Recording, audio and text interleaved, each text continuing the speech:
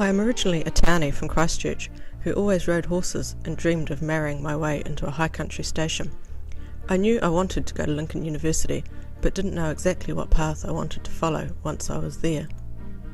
I came away from Lincoln with a diploma in farm management and a boyfriend who later became my husband. We now have 2 beautiful daughters and are 50-50 share milking in Harry, South Westland.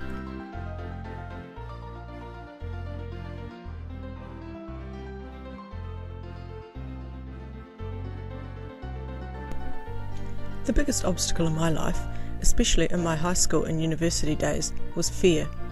I don't mean that I was scared of everything, or that I lived in fear.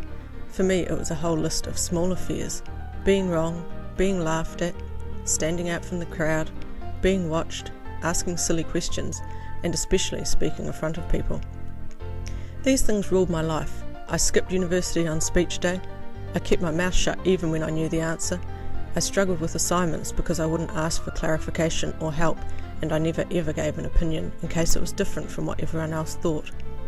I often thought to myself that I needed to change, but I didn't really have the confidence to act on it, and I didn't really know what to do to make change happen.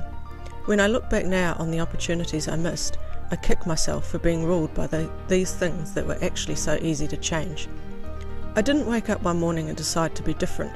It has been a gradual process of growing and learning, of putting myself outside of my comfort zone and grasping anything that looked like an opportunity if it came my way.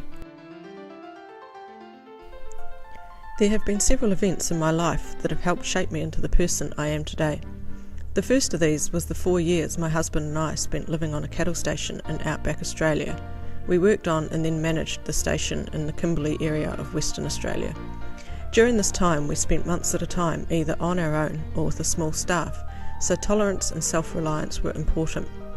We also grew in confidence within ourselves and each other and our ability to deal with the variety of challenges that are a daily part of living and farming in isolation. On our return to New Zealand, we chose share milking as a pathway to farm ownership. We are passionate about the dairy industry for lots of reasons, but one of the most important is the freedom to be self-employed and to raise our children in a safe and healthy lifestyle that we wish we had when we were kids. Joining the Network for Women in Dairying was another of the defining things in my life and a key step in becoming more involved in the dairy industry. I started by attending the annual conference and was inspired by the successful and motivated women I met and heard speaking. From there I went to Dairy Days, and after seeing the hunger for knowledge and the enthusiasm for a regular meeting from local women, I decided to take on the role of convener so we could meet, socialise and learn from each other. Because we are part of a male-dominated industry, I think it is important for women to have an opportunity to learn and participate in a positive and sharing environment, and to be able to ask the so-called silly questions without fear of being laughed at. Women often have to miss things like the dairy company meetings, discussion groups and field days, as they are either at home with children or working off-farm. This can quickly lead to a feeling of being left out of the business that they are part of.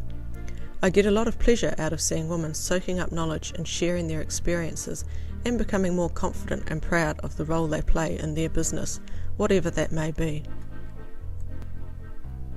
Many of us share the same fears and have our own barriers that are holding us back from achieving our potential. If we recognise this fact, we can work to make changes. If anyone had said to me when I was at university that in a few years' time I would be comfortable speaking in front of a large group of people, I would have laughed at them, yet here I am doing it.